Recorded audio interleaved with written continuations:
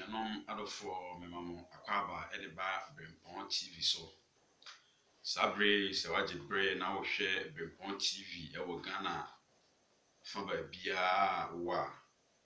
na ene Brempon TV so ye wo ensem ba ko ne mienu bi a ye de bre atiefo ne ahwefo a sabre waje bre a mo hwe Brempon TV.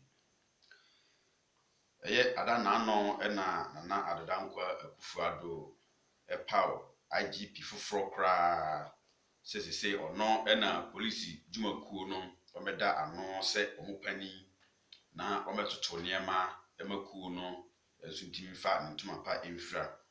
na afi wonhwe ahobanbo papa a sa police dwumakuo yi ebetimi ede ama oman Ghana ene emu nipa nyina a yenso yewo mu enti sesei de IGP dada kra na owo so no de sesei de ebeka ne se ode na dwuma aba awieye eye CPO James Opon-Boanua ode na dwuma aba awieye ama na anu yi de new wana na adodankwa Akufo-Addo ede na ama Ghana for eye CPO Dr. George Akufo-Dampare ono mom ena sesei Ghana fo nyina agena atum na ado adi ayino ede na bawie nti ye beka ne se Ghana fo agena atum a ono na sesei wo ba beye the new IGP ede ama Ghana police dumakuo no na ye hwe animu se sabre ya yewura George Akufo-Dampare eba ide na enyuma bebre ne asodie bebre eda nanim se obetimi de Ghana police no ede adru empempenso a Ghana fo ehwese obetimi de police service no so adru esan se amanfo bebre a ewo Ghana hanom ewo idea bi wo old IGP na okono ho se niam bebre ewo honom a etochima ewo sa abrea na otiso se IGP edema Ghana no sara so na bebre so bona ba so se wo ya ade bebre ahwe ama yiye atoye ewo oman Ghana mu ahwe ama perepere ato oman Ghana mu sidie binum ehun na dwuma efaaye eno no sara so na binum so ehun na dwuma se niam a obeye no ba bi wo honom a chima kakra etoye ewo ehonom eno nti enam saaye so ama ene yewura Akufo-Dampare a ono abefa abanwe kura yi omo a omususu se yewura James Opon-Boanua ono nso so na dwuma obeye ye fa ba bia eto chima no saa yenuanum so ehwe se IGP foforo kra a wabai ono nso so ebetimi atoto ne niam ye se de beya atututuo elections mo atututuo registration mo atututuo ene nipa kunkum and robbers atete se wo oman Ghana mu no etuo ebetimi atwa ana asempo ebetimi abre ase kakra ewo oman Ghana mu sana afanu no binom adwen enso ene eno nti sesie yi oba Brempon TV so dia ene na Brempon TV abribia ye de yasem ne se de afutuo ena de bre adwumakuo a ewo Ghana man mu afana ba bia na sabre se ye hwe police adwumakuo no a ewo Ghana man mu a na refo ene atiefo ahwefo ekame ayese Ghana fo emma no eni gidie ewo police adwuma no a police fo eye no mu me wo gidie se eno eka ho bi ena ma amanfo hu ni se eye CPO James Opon antimi anye na dwuma sidie na amanfo ehwehwe senka obetimi aye na dwuma esan se woda nipa kuo bi ano na se wo ne omo eye adwuma na se nipa kuo na woda oman no de omo ye no da bia ma problems a eno no na ekire se obebre papa anse na watimi aye adwuma opese wo ye no eye eno nti sabre die Ghana fo bebre wonam Ghana haba bia de omunyina kafa Ghana police ho se Ghana police for the bribe nko a Ghana police for the sisi nko a Ghana police for mo nka no korɛ oba Brempon TV so a hanom na yɛbɛma wahu sidie amanfoɔ ɛka ɛde fa dwumakuo biara wo mu a woyɛ ɛho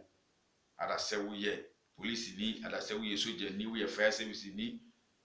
woyɛ VRA ni dwumakuo a wo mu biara no Ghanafoɔ ɛma no ɛwɔ nsɛm a wɔn ka ɛde fa saa dwumakuo no na ɛnɛ sɛdeɛ yɛn deɛ yɛnam abɔnten so na da biara yɛne ɔmo ɛna ɛkɔba na meyɛ Ghana ni bi na tam biara yɛte deɛ ɔmo ka fa Ghanafoɔ ho bi no ana ɔmo ka fa yɛ polisifoɔ ɛho ɛne sɛ yɛ polisifoɔ a ɔmo wɔ Ghana man mu ha no mo bribe ahyɛ ɔmo ma police ni deɛ ba yɛnka ɛma police ni nte nanso so yɛn no civilians a yɛwɔ ɔman no mu no yɛnam a nipa bebree ɛka ɛma yɛte ɛno na yɛsɛ Brempon TV so deɛ yɛba a sɛ yɛtutu yɛ ho fo ɛwɔ TV so nti no nsɛm bi saa wɔ hɔnom a yɛde bɛto dwa na polisifoɔ a mohwɛ yɛn IGP nso wohwɛ bi a wobɛnya afutuo na wode ama adwumayɛfoɔ sɛdeɛ ɛbɛyɛ a adwuma a woba abɛsomu na woba abɛyɛ ama ɔman Ghana no ɛnkɔyɛ den na ɛmfa ma wo na ɛrekyie no amanfoɔ ankɔka sɛ oh IGP George Akufu dampere koraa baeɛ no wantimi anyɛ n'adwuma ɛyi ɛno nti saa bere wɔ Brempon TV so no Mr. IGP foforɔ a waba sɛ wohwɛ Brempon TV saa bere a ɛneɛ na police ɛwɔ Ghana hanom nsɛm bebree ɛwɔ mu ɛsiane sɛ Ghanafoɔ ɛni ahotɔsoɔ ɛde ma police Ghanafoɔ ɛni awerɛhyɛmu ɛde ma police Ghanafoɔ ɛni gyidie ɛde ma police ɛwɔ ɔman Ghana hanom wofa Ghana babia police dwumakuo no akɔyɛ dwumakuo bi a Ghanafoɔ ɛni gyidie de ma wɔn baako koraa ɛwɔ wɔn adwuma a wɔn yɛ emu ɛnam sɛ nti ama ɛyɛ den ɛma amanfoɔ bebree sɛ ɔno mpo obi yɛ n'adeɛ koraa wɔde bɛkɔ police station sɛ ɔkɔka akyerɛ police ni sɛ obi yɛ n'adeɛ a wɔbɛka so wakɔ repɔto akyerɛ police ni deɛ ɛne deɛ saa nipa no ɔbɛyɛ no adekoro no bi na ateka sɛdeɛ ɛbɛyɛ a ɔnkɔ police hɔ nom ma ɔmo kɔyɛ ne sɛ ɛnɛ ɔkyena kɔpɛ obi ma ɔbɛbɛwu kɔyɛ sei fa 2 million bra yɛ mail o fa 3 million bra yɛ mail o ɛnɛ Ghanafoɔ bebree ɛnya asɛm a ɔmfa akɔdɔm police station because onim sɛ polisifoɔ no wɔde kɔ hɔ nom a asɛm no ɔmbɛyɛ no foolish case deɛ ɛda Ghanafoɔ bebree tim no sɛ polisifoɔ oh foolish case na ɔmasɛe no foolish case na ɔmasɛe no nti ama ɛnɛ police dwumakuo no wɔ ɔman Ghana mu no ayɛ dwumakuo bi a Ghanafoɔ ɛni awerɛhyɛmu ɛwɔ mu ɛno nti yɛwura sɛ saa bere yi waba na sɛ woba bɛyɛ adwuma deɛ a ɛneɛ na ɛwɔ sɛ wode new methods ɛde ba police adwumakuo no mu sɛdeɛ ɛbɛyɛ ɛbɛma Ghanafoɔ nso anya gyidie anya ahotɔsoɔ ɛwɔ polisifoɔ mu sɛdeɛ ɛbɛyɛ a obi ho kyerɛ na ɔbɛkɔ police ɔbɛrepɔto issue no ɛde ama polisifoɔ because Ghanafoɔ bebree kyerɛ sɛ wote ɔman no mu na sɛ wo ne sikani enya asɛm na sɛ wokɔ repɔto asɛm no wɔ police station a police ni bia nsi hɔ ma sɛ ɔba bɛfa sikani no akɔdu de na kɔ baabi a anaasɛ kɔbisa no biribi even po sɛ ɔbɛfa no koraa de ne kɔ a ɔnkɔduru a asɛm no baabi a ɛda no yɛmfa nto hɔ ɛbɛbu agu so ɛnam sɛ wodeɛ wonni kapere nti no nti ama sɛsɛ polisifoɔ adwuma no a wɔn yɛ wɔ ɔman Ghana mu no Mr. IGP me sure sɛ wate bebree because sɛ wohyɛ ase nketewa mu na wode aba akɛseɛ mu nti woba no deɛ waa wonim nsɛm bebree a wɔn ka ɛde fa Ghana police ho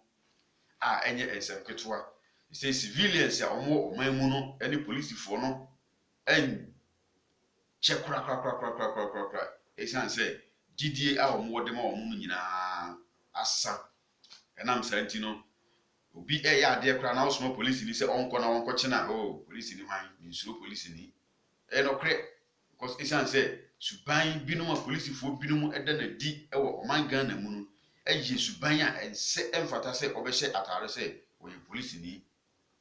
nanso so yɛhu wɔn nyinaa sɛ wɔn hyehyɛ ntare sɛ apolisifoɔ nanso wɔn suban a wɔn da na di no ɛnyɛ ɛmfa ma timamufoɔ a yɛwɔ ɔman no mu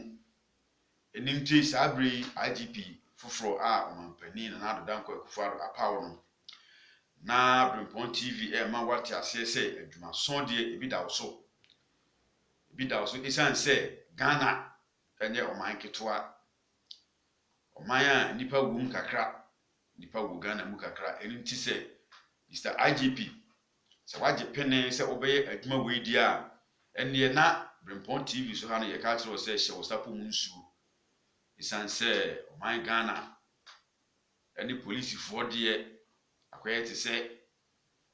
ahotoso ni omontam kra gidie eni omontam eni ti Mr. IGP awaba se wo beye adwuma e de ama oman Ghana de a ene na afutuo kese ebeko ama police dwumakuo no binom wo mu omo adwuma omo ye timangufo no adwen se enye papa enye ne kwan so na omo de ye se adwuma no sidia ya na police fo ka se omo na akọ omo course na omo nenim de omo eye no saa nso na timangufo no binom so nim se course na wakọ no enkire se woni sikani ebeka asem a na se sikani no asem enye de kora na gina nachi na gisika sikani etini fie na wafro se aban kwachi nipa asumasi na wasore na wokọ na wakọche no nanso so ebia na de nipa na aye no enye ono no beduru ho no ma wo se oh mama man bail police fo betie binom police fo binom betie oh let us say my man bail ni ti ubeka den ye man nipa no bail police fo adane adwumayefo ama enhemfo e wo ye man Ghana mu police fo ehemfo adwuma nkoa no moye police fo bebre enye omu nyina ebinom no ane so mote na ohini we afro mo monkwachi nipa sumasi ene na girigirigirigiri ma sore na mudi so mama ba chew se waye den omudu koduru okoro mbisa wanu asem de wo ka no no krekra na ohini ne se ye nchew mfamre nti no de wo ka bia no omfa enye asem omu entie emfanye asem bia enti wo Brempon TV so no diura IGP waba yemawo akwaba se wabeso police dwumaku no mu se wo ba na wabeye adwuma na yidi kankan ya no asudie ebi wo mu bebre police dwumaku no akwa dwumaku bi o man Ghana mu a emu ensem edoso papa enye ensem ketwa ene mu police dwumaku no mu eno nti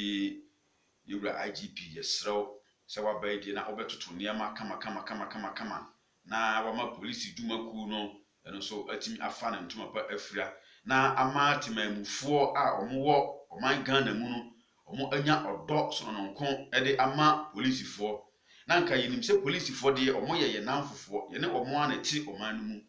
nanso sabre ekame akoye te se supan bi a police fo binom eda na dinti no ama se timamufo eni police fo enanfofa no eso ate kra a se wo soma police ni se won kwachi obi mra na se police ni no anye careful a okwa timamufo betimi agisa police ni yi enkwa edi afri ni nsem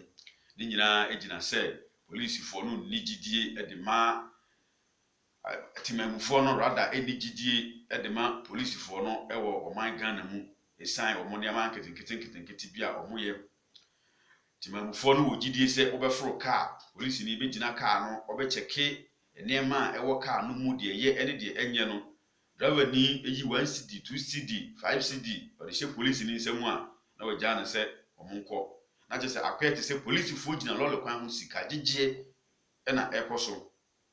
nti Mr. IGP sane ma we nyina de ye woni nsem unim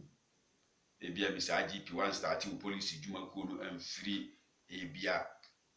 enkura no ase ebia o start fro so ko ntini ebia wan hyeda anhu sane ma no nanso se wo ba ye nkura anketo emu dia police fo bebre a mo ye nkura anketo emu dia omo de adan sika obehwe na omo gina lole kwan mu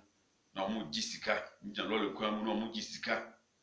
enu ti Mr. IGP se waba sabre ye fa Brempon TV so na ye de amount akwaba na yaka kire wo se dwumaku na waba obedi animu no esrewo nsem bebre ene wom timamufo ene apolisifo ene apolisifo omo ensem bebre ena eda oman yi mu a Mr. IGP wati bebre timamufo edi apolisifo achi so omo police for di timamufo achi chensi omo na chese akoye nsem bebre na ade ba ko a amanfo so ebisa ne se sabri ya Mr. IGP wabai na omo srew se omo tusu se police panyini a okoye no na ekamia ye se wakohye aban bi achi na oye adwuma edema saa aban no sidie Ghana fo bebre ehu eno no ebinum so ehu ni saa na ebinum so ehu ni se na wakohye aban bi achi na woye adwuma ema saa aban no enti omo bisa question se IGP a waba sesei uba se obeye adwuma de ama oman Ghana nyina na se ebia won so okohye aban bi achi na wakwakoye adwuma ewo ho no eno nti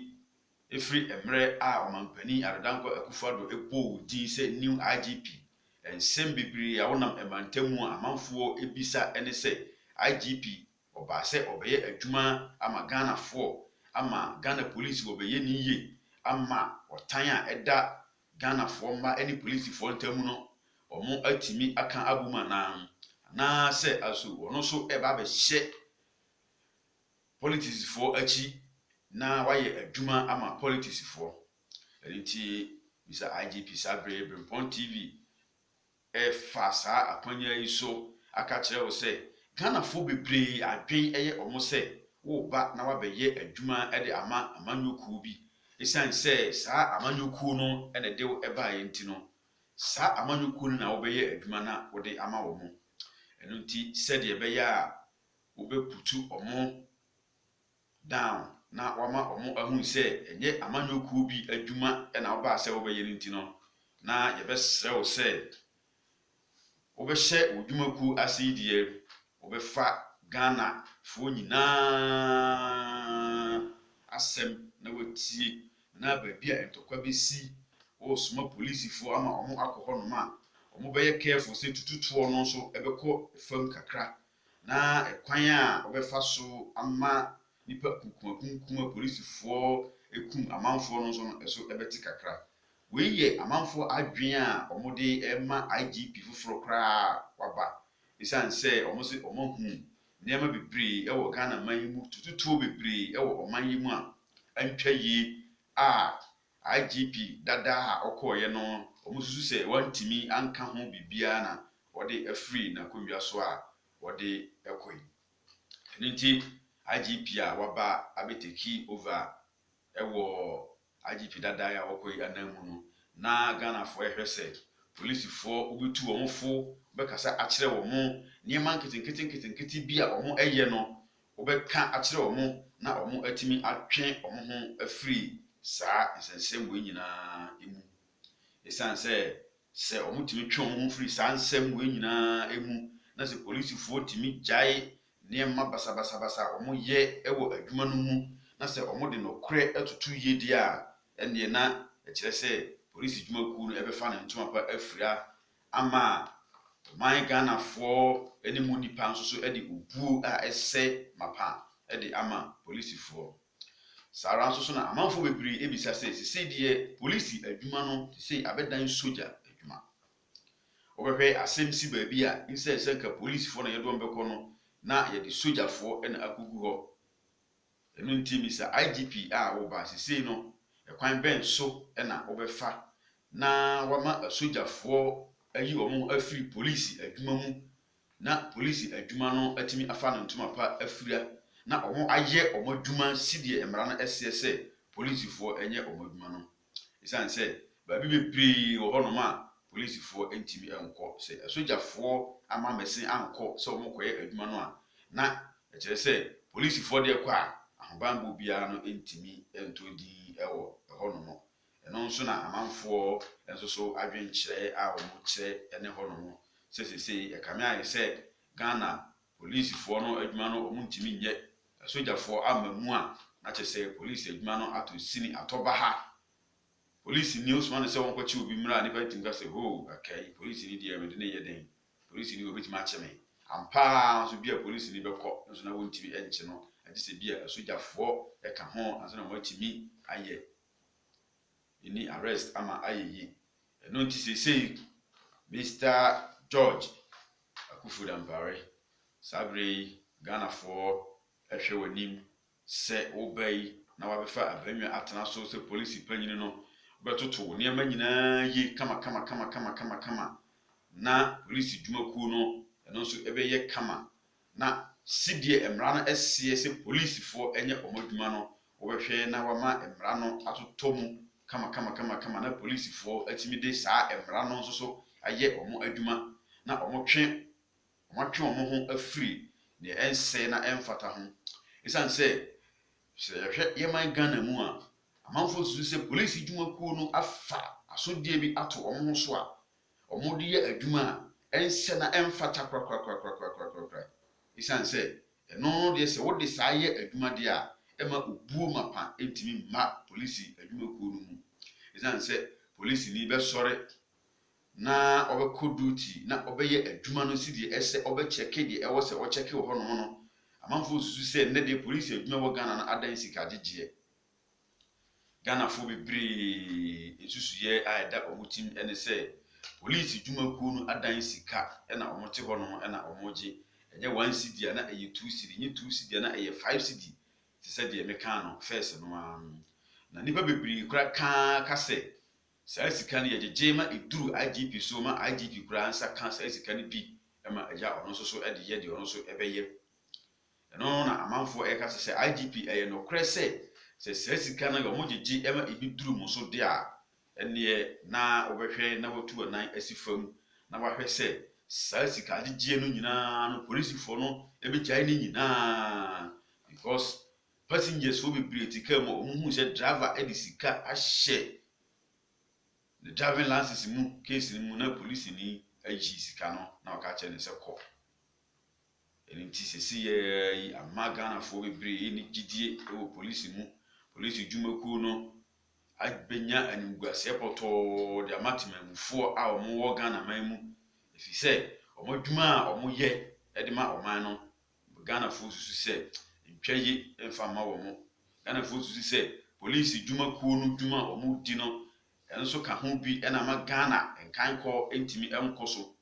esan se law enforcement people so na mo wo oman no am be force law no ama aye adwuma no mu na abri bia no mudikan ebu emra no kra eso na se mudikan bu mra no so de a obeden atimi aforce obi se onfa mra no enye adwuma eno nti yesre Mr IGP foforo kra baba se obehye police fo na omatima de emra no eye adwuma said the beya almost betimi aforso Ghana fo ema yewo mu na yenso yetimi de emra no aye adwuma na se police dwumakuo no bu emra so de a ene na omuntimi enhye timamufo so ema omunye adwuma na ema oman no emfa no ntoma emfira eno ti sabre ensem questions ahodo amanfo abisa de edoso papa ebre eni ho ema ye entino yebeka se Mr IGP awaba akwaba sem ena yede emawo sabri ewo Bimpon TV so yenim se kakra o start we dwuma issue so a ebe pop up aba nyina no yenso so yebeka ho asem ewo Bimpon TV so hanomo na ama Mr IGP onso wahu kwan a obefa so a obetoto enema ama police dwumakuo no afa na ntoma pa afira esan se sabri ya me no kasa die man Ghana mu die police fo pa die obehu police ni se wona mo hye na tare okodi okọ anso so se enam se obuo anansuro se oman Ghana ni ewo ede ma police ni ewo Ghana mam ha de ekamia se enhyada enni ho no sa nyina atiko nti yebesre Mr George Akufo Dampare se wabai de obema police dwumakuo no peye aba omano na mo de peye aye adwuma